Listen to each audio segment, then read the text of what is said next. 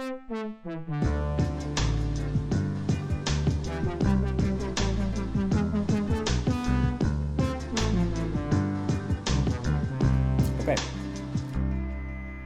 All right, welcome to Researching Happy with Dr. Matthew Iasiello. This is the weekly podcast sharing the stories behind the studies of the wellbeing research world. Welcome to episode 27. This week we host Professor Jennifer Frey onto the podcast, who is the recently appointed Dean of the Honors College at the University of Tulsa. So I get up pretty early for some of these conversations, and this week it was early enough basically for me to forget that we have deans at Australian universities. Which is sad when you think that one of my closest mentors in research was himself a dean. So anyway, as you've heard on the show, we want to expand this conversation beyond psychology and hear how other disciplines understand happiness. And so, as I've mentioned in other episodes, theology and philosophy are two areas that I really want to learn more about. And I knew that Thomas Aquinas is someone who famously crosses these two worlds. So for those who aren't familiar, Thomas Aquinas is a saint in the Catholic Church. And to be honest, when I started looking to see if anyone was writing about Aquinas and happiness, I was expecting some, professor sitting in a dusty office somewhere, probably like underground with no windows, who would just be happy that they were contacted. And that's when, when I was looking around, that's when I came across Dean Frey's work, and I basically couldn't have been more wrong. She's by far the most popular guest that I've had on the show. She's the mother of 6 children and the host of her own podcast, Sacred and Profane Love, which I highly recommend for anyone interested in lessons in virtue stemming from literary art. So I learned so much in this conversation, and I expect that you will too. We cover lots of ground between Aristotle, from Aristotle to Aquinas. And I think there's a lot for the positive psychology world to learn, because we often just rely on this sort of simplistic, hedonistic, eudaimonic sort of distinction when we talk happiness and Aquinas and, Aristotle. And as you'll hear, there's lots more to it. So enjoy the episode, share it with someone who will love it. Stay in touch with us on social media and Spotify. And as I mentioned last week, I'm going to take a few weeks off in December. Going to come back bigger and better in 2024. And so if anyone has ideas of what they would like to see on the show going forward, please let me know. Hit me up on LinkedIn, and enjoy and welcome Dean Frey. Or chancellor, whomever, you know. Yeah. Awesome. Yeah. So but there's got to be something. Sorry. Do you know what? Maybe you just call it something else. It's quite early in the morning here, and we definitely call them deans. I've just quickly Googled it, and I actually know. You just haven't had enough coffee. That's hilarious. No, literally. And so, let's just almost. I'm not even going to crop that out because I just think that's just who I am. So that's fine. I know and have worked really closely with a dean, but I just had a different name in my head. But anyway, so. Yeah. Forgive me, let's just begin. So a little bit of background to this episode where we're on the clock because your time is extremely valuable. When I started this podcast, this is, was sort of getting close to about episode 30. I work in psychology. I really wanted to learn more than just what psychology has to talk about when we're talking happiness. For me personally, I wanted to go, into theology and philosophy in particular, but we've had economists, we've had sociologists, we've had a bunch of different disciplines. Yeah. My memory is failing me now. And so I understand how important, Aquinas is to the Catholic Church. And I thought, let's see who's out there. I thought I'd find some, someone in like a tweed coat in a dusty theology department. And then I come across you and surprise, surprise, you're like by far the most popular person who will have been on this podcast. So here I was thinking I'm going to go do a favor for this Aquinas researcher, and actually you're doing me a gigantic favor. So I clearly know nothing. I don't even know about deans. So I would just please quickly introduce yourself. You seem to not fit the mold in an amazing way. So mean, I'm a philosopher by trade and by training. That's kind of my first love. But I love Aquinas. I kind of joke, but it's not really a joke. It's completely serious. Like I fell in love with Aquinas when I was 18. Had never heard of him, never read him. Wasn't even Catholic.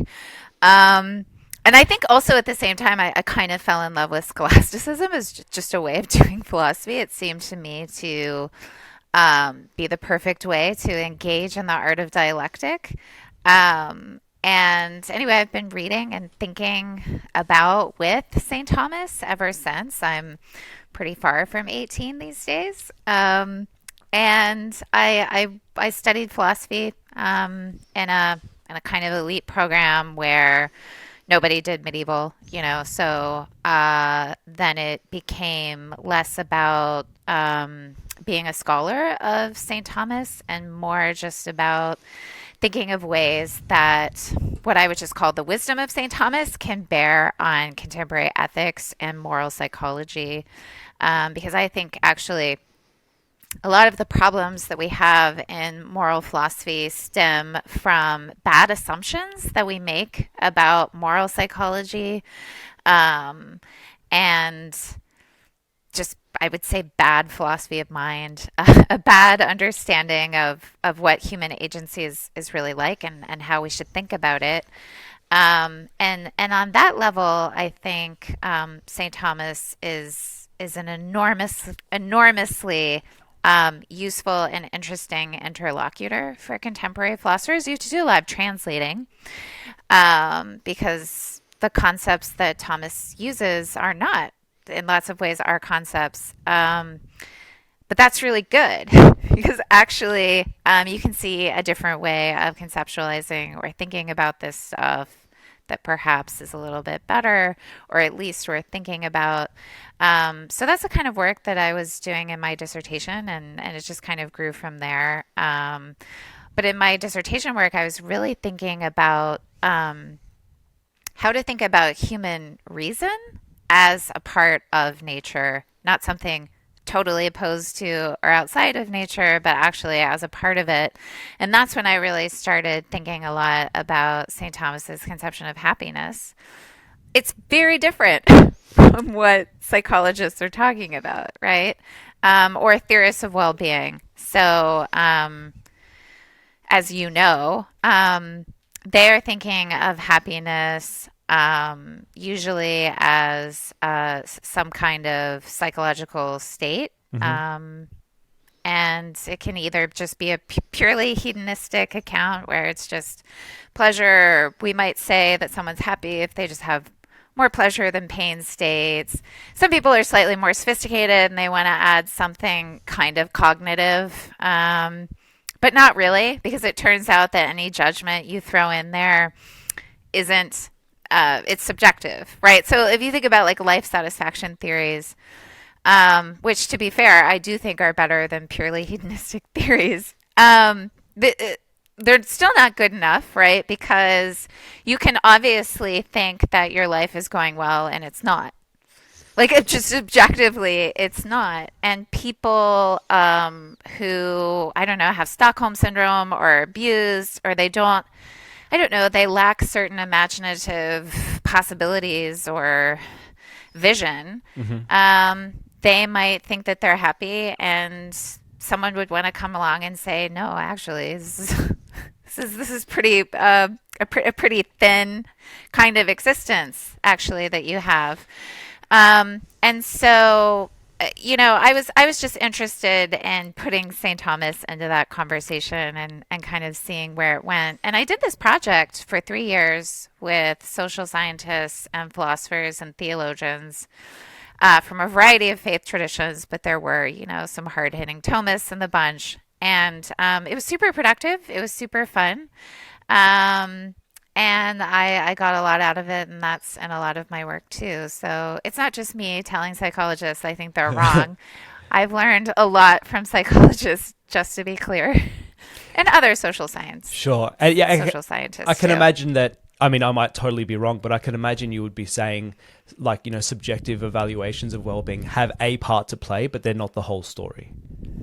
Exactly. Yeah. And Okay. of course that's St. Thomas's view, it's there's a subjective, like it would be a weird theory of happiness, although the Stoics do have exactly this weird theory, but it would be a strange theory of happiness if it turned out that you could be happy and also like totally miserable. Yeah. um, and that's not St. Thomas's view. Okay. Okay. And so, Um, let's take a few steps back. A quick sketch, because I think, I'm not sure how familiar people will be with some of the concepts that you've thrown out. Can I just wait? Sorry, one little side note of Chesterton. I was reading Orthodoxy, and I was really interested in this idea yeah. that he sort of contrasted Christian happiness against kind of Stoicism, like that they just were sort of almost incompatible. But They are absolutely incompatible. okay, cool. Okay, cool. You're just throwing out so many interesting directions, but taking one step back. So you talked a little bit before about Thomists. So they are obviously sort of followers of Saint Thomas Aquinas. Yeah. Can you tell us just a little bit about Aquinas? So just for people who have absolutely no idea. Yeah, so Aquinas is a 13th century Dominican friar. He's part German, part Italian. And he ends up being, one of the most influential theologians of his time. Hmm. He becomes particularly important for, post-Reformation theology and philosophy in the Catholic Church. But he spends almost all of his life teaching and what today we would call, producing research, although he wouldn't have thought of it in that way. And he's doing this in the medieval university, so it takes on the form of products from the medieval university. So lots of Mm. disputed questions, which are amazing. I really wish we would bring those back, where you just, so for example, take the disputed questions on evil. Every question is kind of a dialectical or open-ended question. And you say the question, like whether evil is real. And then you have like a bunch of objections that aren't just any old objections, but objections from people in texts that would have been taken to have some authority behind them. Hmm. Like these are, good people. And texts from pagan sources, from Jewish sources, from Arabic sources.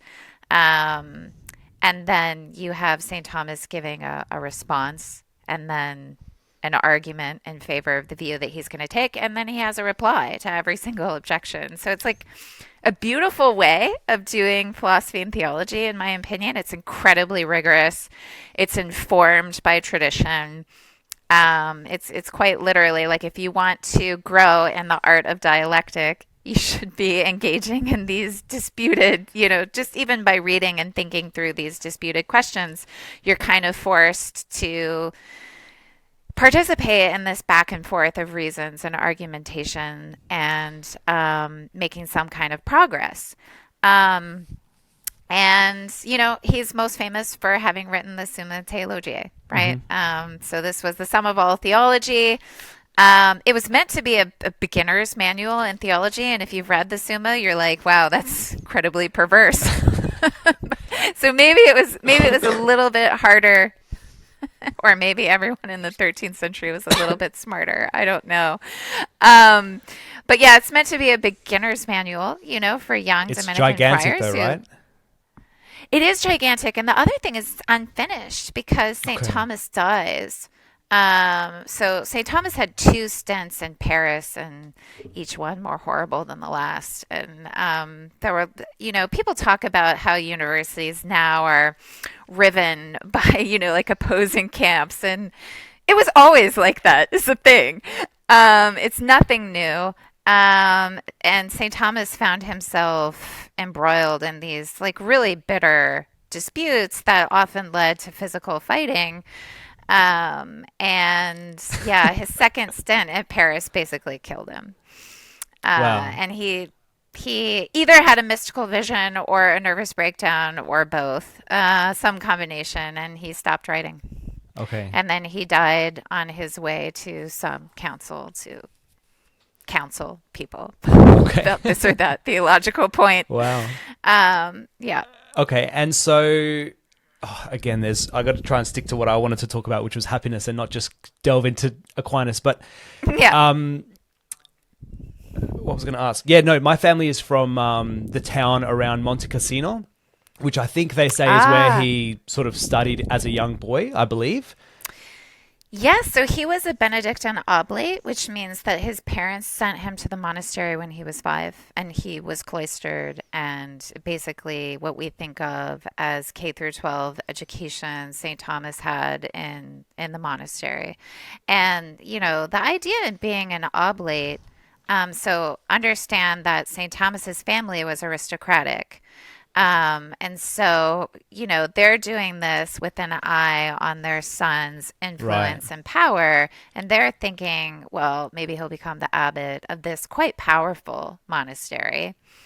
That didn't happen because, for political reasons that are complicated and not worth going into, he ends up going to what is basically the first secular university in Europe, which is the University of Naples. It was kind of set I up didn't know by that. Frederick. Oh yeah, it was set up by Frederick II to kind of, give the Pope like a run for his money. Um, and so he goes to Naples, and again, now his parents are thinking, oh, he's going to become a powerful lawyer or something. And something terrible happens, which is he gets in with this upstart, um, not at all respectable order known as the Dominicans. Hmm. It's like, if your dad's like CEO of Kraft and you go to Brown and you become like a hippie or something, and you just want to go run a small organic farm like in upstate New York. It would be like the 13th century equivalent of that.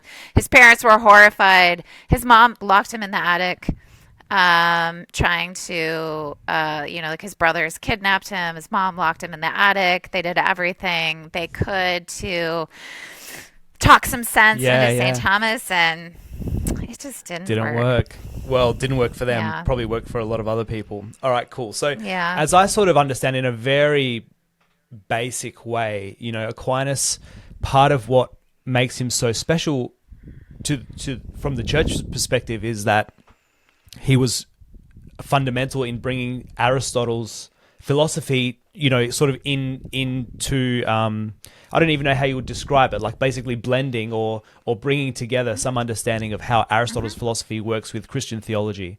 Is that? Absolutely. Absolutely. And this was the fight at Paris, right? The Oh, fight okay. was with the Augustinians, right? So the Augustinians at Paris feel very threatened by the Aristotelians, because Aristotle, I mean, to be honest, has some openly heretical views. He does not think the world is created. Aristotle's world is eternal. And St. Thomas thinks that's a reasonable belief, actually. St. Thomas doesn't think that there's an obvious knockdown argument against that. He thinks we know it was created because of Scripture. Um, so Thomas is really going out on a limb in the extent to which he incorporates Aristotle into his theology, into his way of making sense of not just the human person and reason and things that we would say as Catholics are at the level of nature, but also, supernatural dogmatic things like the Eucharist. Um, Thomas's teachings on the Eucharist rely on Aristotelian metaphysics, Mm.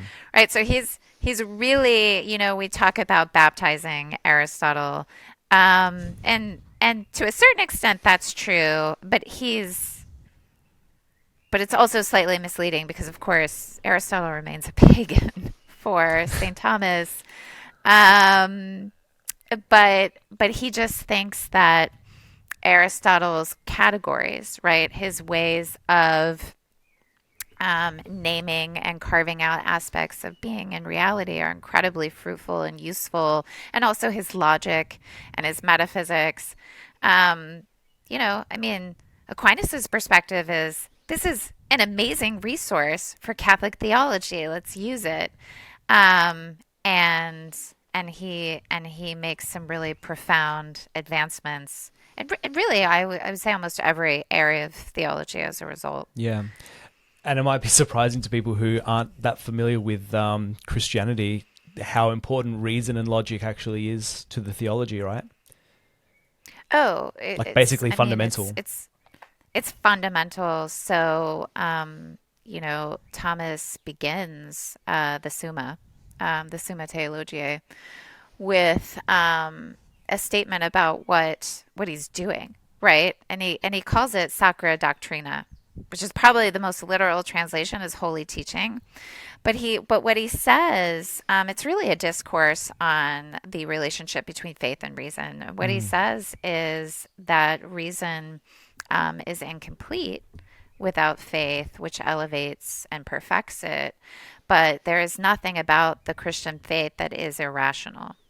It does not contain contradictions, right? So Christology is not a contradiction. It's not all just a mystery that we can't say anything about. It is actually, faith perfects the intellect, Hmm. right?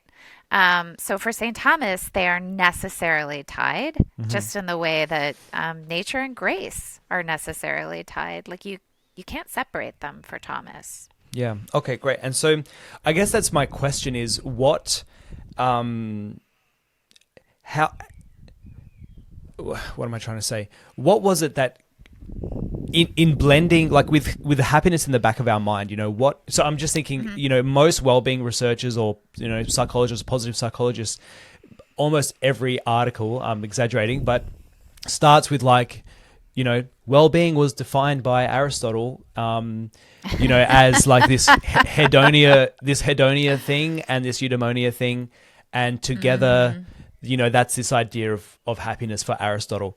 And I think that's where their philosophy kind of begins and ends. Like, he basically said it for Hmm. us and we're cool now. Hmm. Let's go from there.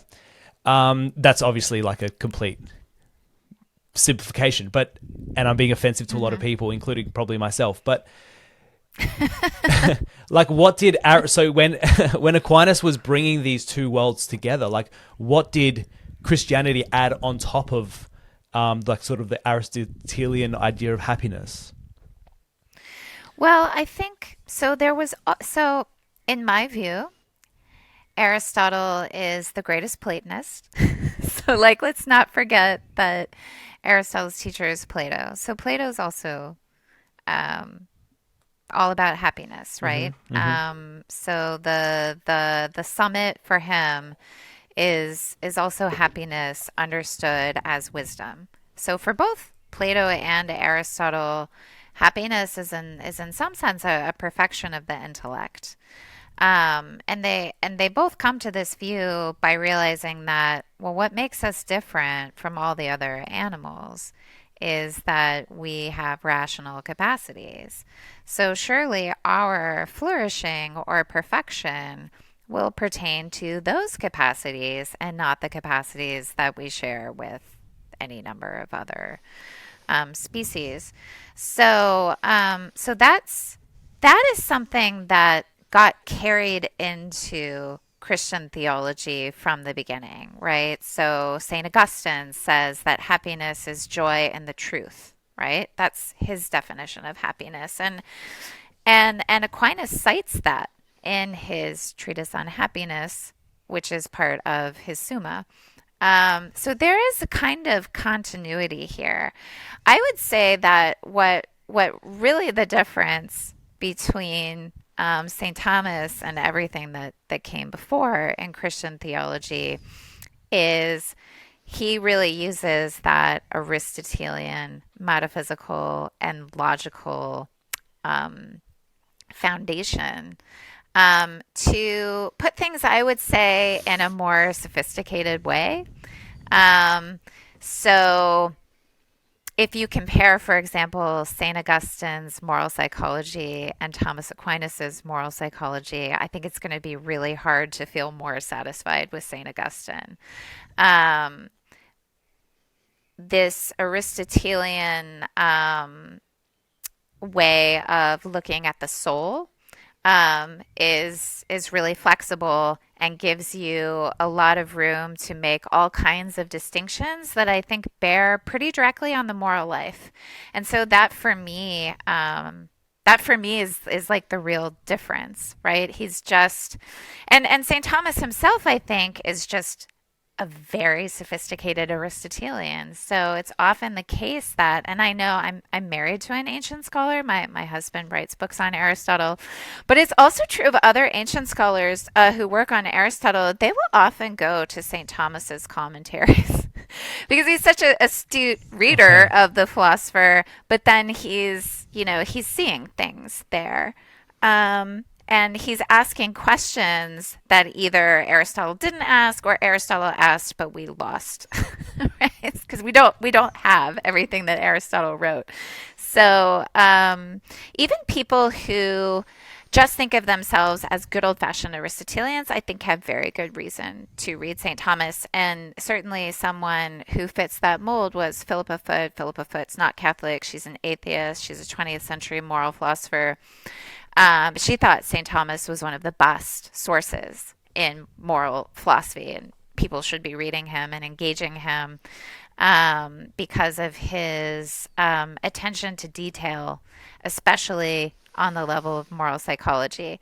I personally think that's because St. Thomas is not only listening to confessions, but he's training people who are hearing confessions, right? He's training these friars. And so he's especially, in a way that Aristotle clearly would not be, he's especially interested in this kind of like psychological nuance and teasing out like reasons and motivations and things Hmm. like this. So I just think you get like a really enormously sophisticated and powerful analysis there. Yeah, I guess I've never thought of that. The idea that he was very, he had almost like a real world, I don't know, you wouldn't call it a trade, but like real world practice in this idea of basically every day, Yeah. exploring his theories in the real world. Yeah. Interesting. I think it wasn't just a theory for him. No, yeah, okay, sorry. Yeah, it's a practice. He's a priest. Great. Okay. And so when I found your article, now I definitely don't understand it, to be fair. Happiness as a constitutive principle of action in Thomas Aquinas. Could you Yep. give us a 5-minute summary of what does that really mean? Sure. So the way that, I mean, happiness is for St. Thomas, it's everything. So to study happiness is to study the source and summit of a human person's life. And when I speak about a constitutive principle, I just mean a principle that both defines and measures the thing in question. So when we talk about human agency and human action, the the thing that defines it as human is that it's ordered to happiness. Hmm. And the thing that measures it is happiness, right? So it's serving both roles for St. Thomas, and it has to do. I mean, for St. Thomas, happiness is not a state, right, that you could be in or not be in. It is the final end. It's the summum bonum. It is right the thing that makes sense of um, everything you're doing because it's either advancing you to that final end or it's not advancing you to that final end. And that's the measure, right? So when you think about what is absolutely prohibited, there are a few things that you just can never do, like murder or commit adultery or things like this. Apostasy would be one for St. Thomas. Um, these are things that these are human acts that never contribute to happiness. Like they're never going to get you to that final end, and so don't ever do them. Like it's never a good conclusion of your practical reasoning that you should murder someone. Like you've gone wrong. But the way that these absolute prohibitions function as like kind of first principles in your reasoning. Like you just know from the outset, like, well, no matter what I'm going to do, I'm not going to murder someone, right? Or I'm not going to steal from them. That doesn't tell me what to do. It just tells me what I'm not going to do. Um, but the things that really guide your practical reasoning are the things that human happiness consists in. So St. Thomas, when he talks about happiness as the final end, he says, well, I mean, everybody wants to be happy. And that's not a choice. That's just kind of the way that practical reasoning works. You want to be totally fulfilled, right? But everybody disagrees about what happiness consists in, right? And so he's like, well, some people say it's just pleasure. Like you'll just be totally fulfilled if you have the most pleasure. Some people say it's power. Some people say it's wealth. So, like he goes through all these options. Some people say it's honor. I mean, he just has arguments against all the various options. And basically every argument just boils down to that's not going to totally fulfill you. It can't possibly do that. And so then the question is, okay, well, what could? And so St. Thomas asks, well, could a created good totally fulfill you as a human person with rational capacities that reach out to the infinite? And he says, no. No, it could not. Every created good is limited. And could you define created good versus, I'm guessing, an uncreated good? Yeah, so Sorry. a created good, yeah, no, that's a great question. Yeah, so a created good would be something that is not God, Okay. right? Because the difference between God and literally everything else is that God is not created and everything else is. So then, right, it's like, okay, it's God, but then what does that mean? And he goes through a bunch of other arguments and he lands on this idea that the only thing that's perfectly going to fulfill you as a human person with rational capacities is if you know and love God. And the only way that you can know and love God is to behold him, right? So to like know his essence, which you can't do now. You can know some true things about God, but you don't know God and his essence, and you can't. That could only be, it's kind of like, think about the way that you know a person as opposed to the way that you know a thing. Like a person has to invite you to get to know them. No, a matter of just like describing them is really getting to know them as a person. And so it's that kind of intimate knowledge of God. And possession of God that is going to completely fulfill a human person. Now, why does it completely fulfill you? Because if you know God, there's nothing left to know because he is the fullness of being. And there's also truth, nothing right? left for, yeah, right? There's no other true thing for you to know. But there's also nothing left for you to desire. Right. So you're, and he also points out, and this is different from created goods, you can't lose it. So once possessed, right? Because the thing about all created goods is that they're not permanent.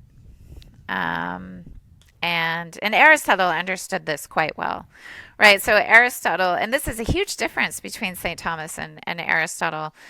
Aristotle says the best you can do is contemplate God as much as you can. But you still have to sleep and stuff, and there's still people are going to wage wars, and you've got a house to run or whatever.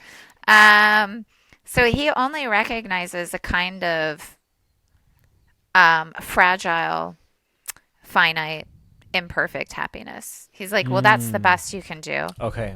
and that's really good, and that would be a good life. St. Thomas, as a Christian, only because of revelation, thinks you can hope for more, right? Thinks you can hope for a kind of eternal beatitude that will not be lost, that is not fragile, and is worth everything. And would you mind explaining what you mean by a beatitude? Beatitude, being happy. Right. Okay, cool. right? So yeah, Yeah. the Okay. Beatitudes are like ways of being happy. Yeah, well, that was my question, I guess. Next is, so that was, firstly, thank you for that answer. That was really Yep. really powerful. When we so you've sort of said, like, happiness is knowing God, in St. Thomas Aquinas's, but even you're saying even in Aristotle's philosophy, which I Also, think, the highest good for Aristotle. A right, lot of yeah, people I don't mean, talk about that so no, much. that's what I was just about to say. The psychologists never mention that in I their was gonna say, papers. like, I always try and find a little clip from every episode, and I've got a feeling that might just be the clip. Yeah, I think that will be very surprising to people. But anyway, where was I going? So yeah, so in terms of like practical, you sort of said, there's the what not to do, but then what to do. Saying like understand and know God, that's a pretty broad thing. Is Aquinas then saying Very sort of broad. like, is clearly saying, I would assume, like, act in line with Christian morality? Like, is that what brings you to knowing God in Aquinas's view? Like, the actual Beatitudes from the Bible, is that what he's talking about? Yeah, so what he would say is that the task of the Christian who's a pilgrim, right, on a journey, he takes that from St. Augustine, um, is to live in accordance with virtue. Now, all of the virtues that Aristotle has, St. Thomas has, plus some more. And those are just good old fashioned, I would say, pagan virtues or natural virtues. The virtues of this life, this imperfect kind of happiness, which Mm-hmm. Aquinas thinks is real. Like Aquinas, recognizes the kind of happiness that Aristotle recognized. Um, but he recognizes a higher form of happiness. But that requires virtues that he calls theological. You cannot get them or earn them of your own accord because they come through divine grace. Mm-hmm. And that grace comes through the sacraments Mm-hmm. primarily of the Catholic Church, but not exclusively. God can just grab people, and does all the time. Um, but this is faith, hope, and love, right? And the task of the Christian is to grow in faith, hope, and love, thereby elevating and perfecting those natural virtues and bringing them up to what St. Thomas calls a supernatural end, right? So Thomas does not think you get to heaven on your own accord. You have to rely on God's grace to do that. He does think, however, that you can have a significant amount of imperfect happiness. I mean, Thomas does not want to say with Saint Augustine that like Christians aren't happy.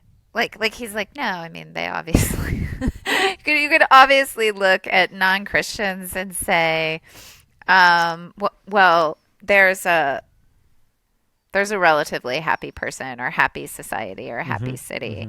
Mm-hmm. Um, but it is not the fullness of but they have not achieved the fullness of their potential as human persons. The Mm-hmm. fullness of that potential is achieved with the help of God's grace.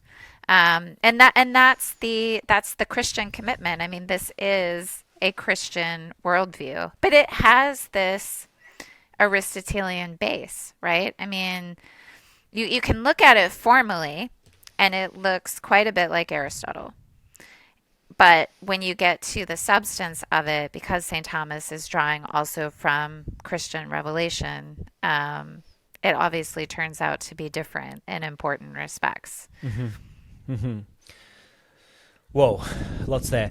If I was to draw someone to one entry level place for Thomas Aquinas, and particularly around this idea of happiness, where would you recommend? Obviously, like, I'm guessing you wouldn't recommend the Summa to begin with, or maybe you would.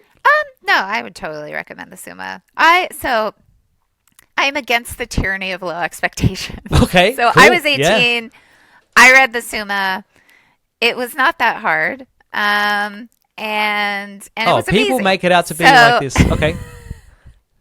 I love it. I'll defend it. But I would say something that did not exist when I was an undergraduate, but would have been enormously helpful is Aquinas 101. So Aquinas 101, you can just Google it. It's amazing. It's run by the Dominicans of the Eastern Province in Washington, D.C. They just have these like 5 to 10 minute videos on every sort of question in the Summa, but also just every kind of theological question you might ask yourself. But the answers are given from a Thomist perspective. It's kind Mm-hmm. of like, what would Aquinas say about this? Mm-hmm. And they're enormously erudite, but also just accessible and easy to digest. So, no videos over 10 minutes. So, it's not like a huge ask to just sit down and watch an Aquinas 101 video. So I recommend people do it. You can just click on individual videos, or you can subscribe and sort of like, as it were, take a class, but without grades. It's just for your own Mm-hmm. edification. Another thing that I would really recommend is a book called The Sources of Christian Ethics by Servaz Pinkers. Pinckaeers. He's a Swiss Dominican theologian. He's dead now. But this book is amazing. And it really kind of teases out all of the various implications of this view, including what St. Thomas would say Oh, about the cool. Beatitudes. Yeah, Yeah. interesting. Yeah, someone recommended to me. I think it was like, yeah, Beatitudes and Human Flourishing or something like that. I can't remember the Oh, exact yeah. book, That's but not. um, Yeah. very cool. So I have just two more questions. I'm conscious of your time, Yeah. and just fully Yeah. tell Yeah. me when you have to go, because I think I've got an eye on the time, but that's generally a risky thing to do. No, Rely on you're me. good. We have You 15 minutes. Okay, great. In your article, there was one quote that I thought was very interesting, but I kind of didn't understand it. So you said, for Aquinas, every human act is moral. It either exemplifies a happy life or it doesn't. Yeah. Yeah. So is there like a 5 minute, so that's one question, and I have Yeah. another question. Yeah. Yeah. Could you sort of Yeah. describe that a So, little bit? yeah. So, what I want to say is that the nature of human actions is that they are moral in their character, which means that they are good or bad in a special sense, right? Which is easier to see if you look at the bad case. So, a bad human action incurs guilt. And then that way it's different from just like some other mistake. So you can think about like a chef who's making a souffle and I don't know, like he cracks the egg wrong and a bunch of the shell gets in there. That's a mistake, right? And it's an error with respect to the craft, but it's not a sin, right? And bad human action has that character of being sinful, right? And so that's what I mean when I say every human act is a moral act, because even acts that are craft related, like you're making the souffle, making a souffle could be immoral, but you wouldn't be able to judge that just based on the good or bad of making souffles. You'd have to look to the wider context. Like, are you making the souffle, in order to celebrate the birthday of a wicked tyrant?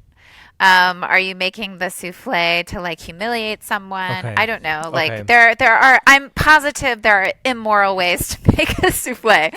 Um, so every human act can ultimately be evaluated simply as a human act, and even actions that look like they just have there's just like no moral uptake whatsoever. It's like, I just have to go to the bathroom, or I need to sleep, or I am just taking a walk because Mm. it's pleasant, Mm-hmm. right? Like those aren't moral acts, right? Um, well, St. Thomas says the same thing that Aristotle says in these cases. He says they are indifferent in their descriptions, right? So nothing hangs on going for a walk. Um, But as a particular concrete human action, it's either good or bad. And so, for example, if you just went for a pleasant walk when you needed to be picking up your kids, or there was some duty that you were neglecting, then it's a bad human act, right? But maybe you just were free to go for a walk. Go for it. That's still good, right? So that's what I mean by every human act is a moral act. There are Hmm. no morally indifferent human acts. Right, right. And Aquinas has this lovely thing where he says an act is good if it's in no way bad. Okay. So again, it's like, if there's nothing to be said against it, it's a good human act. It's getting you to beatitude. Yeah, okay, Um, interesting. yeah. Okay, thank you. And so, last question. Now, this is a question that could probably go for a long time. So, just you can speak to like sort of one sentence on this. I guess of like, what does the modern world get wrong about happiness? So, clearly, you're talking about happiness, considering happiness without virtue, without character, is clearly, I would assume, what you've sort of covered already. Mm-hmm. And a part of this is what I'm really interested in, like from your podcast that I've been listening to and really enjoying, the role of literature in understanding happiness. Because you said you started reading Aristotle at 18. Aquinas at 18. At 18, I think I was. I feel like that opportunity was robbed of me. I was watching like Nickelodeon or some stupid, some childish, like Yeah. when like Michelangelo was probably 18 and he like carved Pietà or something. So, what do we get wrong? Well, I also had a misspent youth, so that was in high school. But anyway, what do people get wrong? I would actually say, and this we haven't talked about yet, because of course they separate it from virtue. That's a disaster. But an even bigger and related disaster is that they only see happiness as something that pertains to an individual. Okay. And psychologists have to do this because they just think of it as individual, isolated psychological states. And those are just like in my brain or whatever, but they definitely just pertain to me. St. Thomas thinks of happiness as a participation in a common good. So we didn't get to that yet, but because and this too he's getting from Aristotle. The context of virtue for Aristotle's friendship between individuals, but also the friendships of political societies. Because ultimately, Aristotle believes that we're political animals, and he really means it. I mean, he means that we do not flourish on our own, but we flourish in political society. We're born into a family, right? Without which, like, we die, let alone, like, don't become, don't flourish. Um, but then we're also born into a broader political society, um, and our our flourishing is tied to that. And I think that's extremely difficult for us Hmm. to understand now because our entire modern way of thinking about ourselves and our political systems is just based on isolated individuals.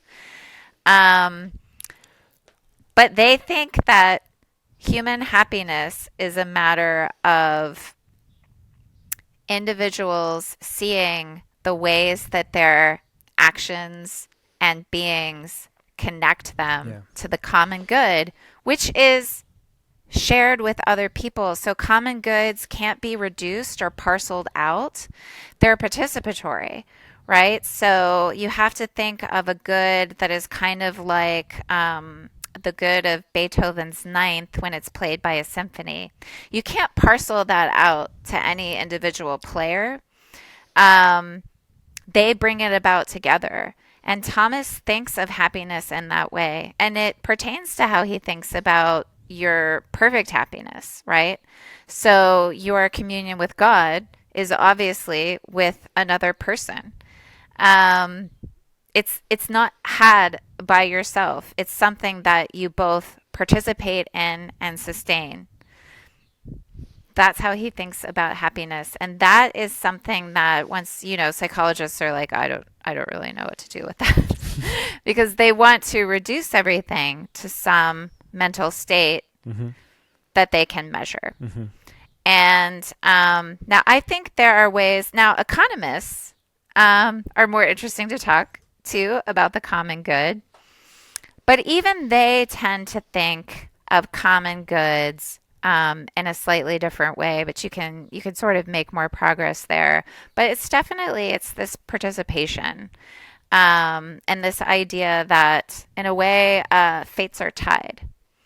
And that's another way of saying that your happiness isn't totally up to you, which is something that Aristotle was perfectly comfortable recognizing. But I think that we have more trouble with that because we are so invested in this idea that individuals are autonomous and we determine ourselves and we create our own destiny. And I think that's just not true.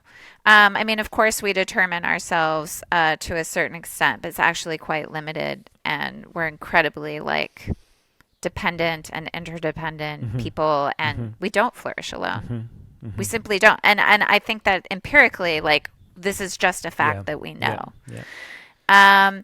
And so for me, I don't expect the psychologists that I talk to be Thomas. That seems like a super unreasonable expectation, but I do want them to be. I do want to push them to think more about how can you think of happiness in a way that respects the fact that a lot of what we take human flourishing and well-being to consist in vanishes when we just start thinking about isolated um, measurable states, right? And this is a problem that goes beyond whether or not you're committed to hedonism or something else. It just doesn't seem plausible to say that that's really the measure. Yeah. Now, maybe it could be that we connect those isolated measurable states to those of other Exactly. people somehow, or you can kind of like aggregate this somehow. I don't know, but because I'm not an aggregationist about the common good, but we can have Okay. that fight later. Amazing. I don't think I'm going to wage that war. Thank you so much. This has been really a true pleasure. How can Yeah. people find you? I follow you on Twitter, and I've really enjoyed that. I think you've actually started not pulling any punches, basically, or maybe you've always been doing that, but that's been really. I'll just leave that there. But you did say one interesting thing about having the police called on you multiple times for your kids roaming around. So this is kind of like Yeah. Jonathan Haidt coddling of the American mind, like let Yeah. them out, let them express, experience the world. Yes. Yes, I'm definitely a free range parent of necessity. I have 6 kids. How could I possibly Yeah. micromanage them all? Like it's literally impossible. Helicopter parenting is for people with 1 or 2 kids, but and I am against it. But yeah, so I'm on Twitter at Jen Frey. If you just want to hear my tweeted opinions, It's worth it. It's definitely worth it. unvarnished. See a lot of people get mad at me for this or that. But also, yeah, I have a website which is out of date right now, but we're working on it. It's jenniferandfrey.com. And the podcast, Sacred and Profane Love, is coming back. We've been on hiatus Cool. since June because I had to move halfway across the country and then I had to start a college. But I'm starting recording episodes again on Friday. Amazing. So this is Amazing. good practice for me to get back in the podcasting mood, Yeah, frame of mind. And the format of the podcast for people that are interested is this idea of it seems to me that you're basically choosing a literature, like some form of literature with it, and discussing it with an expert who knows everything about it. So I really enjoyed the Dante, the Yes. 3-part Dante episode. Oh, Amazing. awesome. Yeah. Yeah. So the conceit of the podcast is that reading literature can contribute to your happiness, and also kind of your spiritual growth as Yeah, a person. probably more than Instagram. Oh, definitely more than Instagram. And yeah, so we kind of approach literature from a philosophical, theological lens, and we try to tease out how this masterwork contributes to a better life for ourselves. Yeah. Amazing. Thank you so much. This has been, yeah, like I say, an absolute pleasure. So I appreciate it and have a great day. Yeah, yeah, likewise. Take care. This was super fun. Okay.